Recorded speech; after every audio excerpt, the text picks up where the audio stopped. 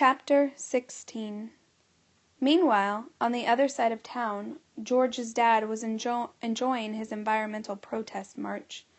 Holding up huge signs and shouting slogans, the campaigners charged across the shopping district, batting the crowds aside. "The planet is dying," they yelled as they marched to the town square.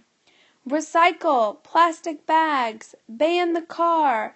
they bellowed to surprised passersby. "Stop wasting the earth's resources!" they yelled. When they reached the middle of the square, George's dad jumped up onto the base of a statue to give a speech. "Now is the time to start worrying, not tomorrow," he began. No one heard him, so one of his friends handed him a megaphone. "We don't have that many years left to save the planet," he repeated, this time so loudly that everyone in the area could hear him. "If the earth's temperature continues to rise," he went on, "by the end of the century flood and droughts will kill thousands and force over 200 million people to flee from their homes. Much of the world will become uninhabitable. Food production will collapse and people will starve. Technology will not be able to save us, because it will be too late." A few people in the crowd were clapping and nodding their heads. George's dad felt quite surprised. He'd been coming to these marches for years and years, handing out flowers and giving speeches. He got quite used to people ignoring him or telling him he was crazy because he believed that people owned too many cars, caused too much pollution, and relied too heavily on energy-consuming machines. And now, suddenly, people were listening to the environmental horror story he'd been talking about for so long.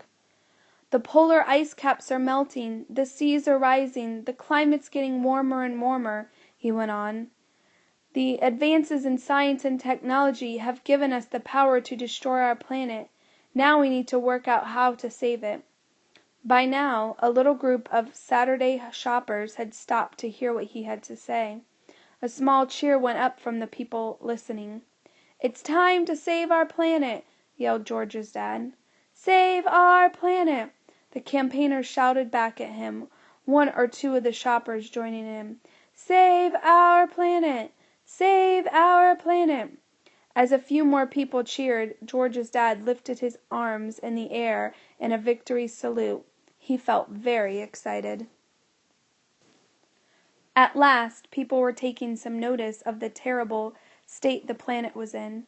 He suddenly realized that all those years he had spent trying to raise public awareness were not lost after all.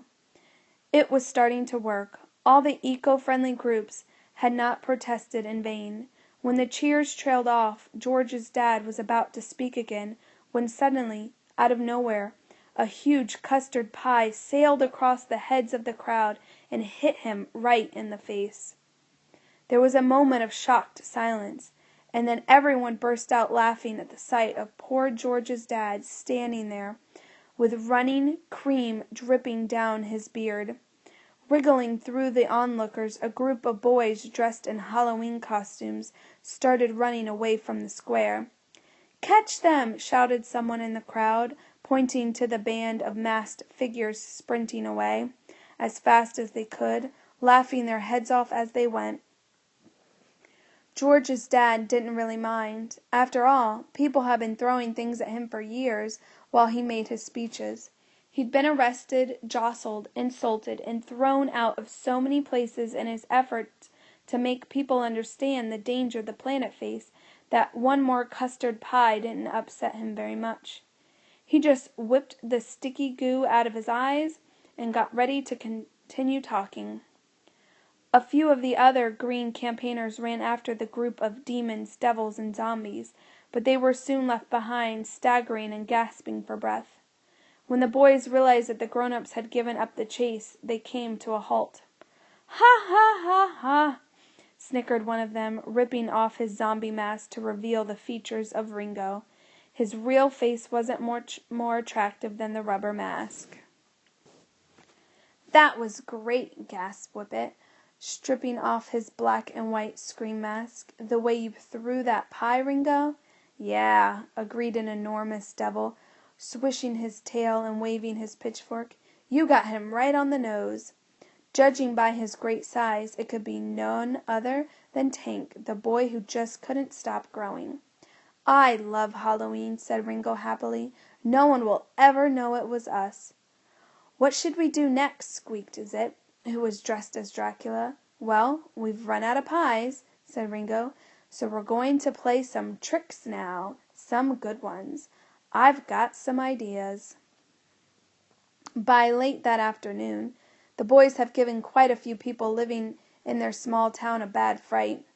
They shot an old lady with colored water from a toy pistol, they'd thrown purple flour over a group of small kids, and they set off firecrackers under a parked car, making its owner think they'd blown it up.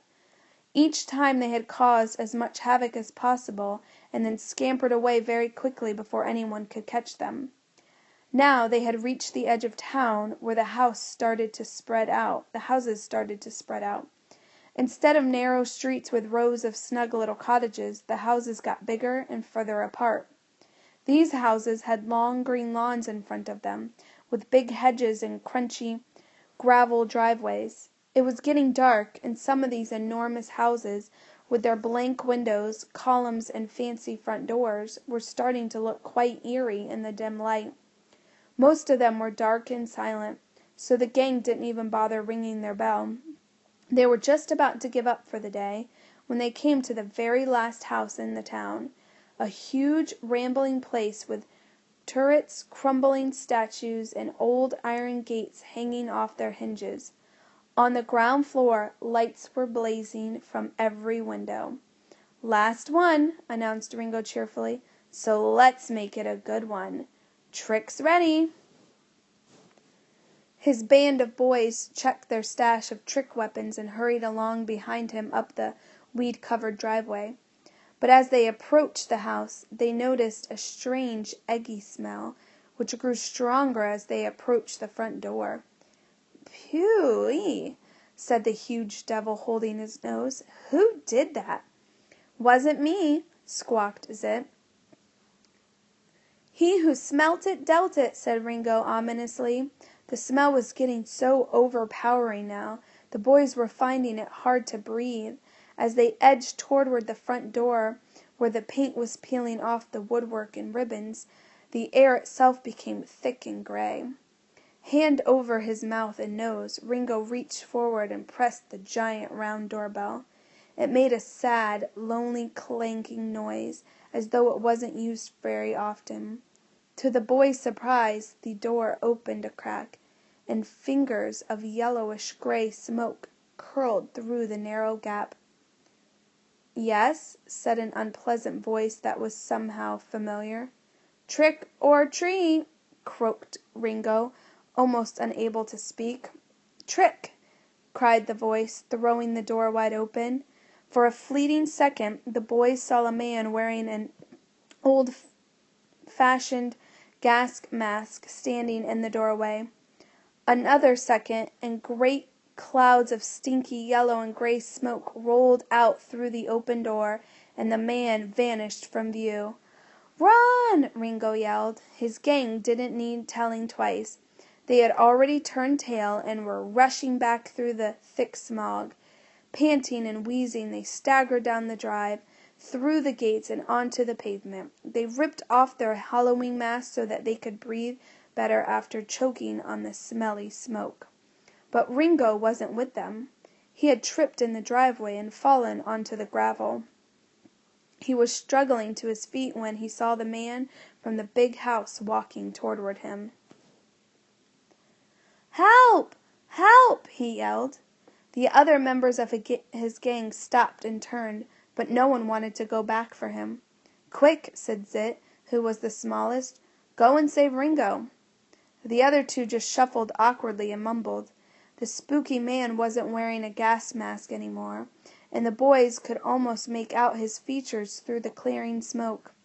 Ringo was standing up now, and the man seemed to be speaking to him, although the other boys couldn't hear what he had said. After a few minutes, Ringo turned and waved to his gang. "Hey!" he shouted. All of you, get over here!" Reluctantly, the other three straggled toward him. Strangely, Ringo seemed very pleased with himself. Standing next to him, looking just a tiny bit sinister, was none other than Dr. Reaper.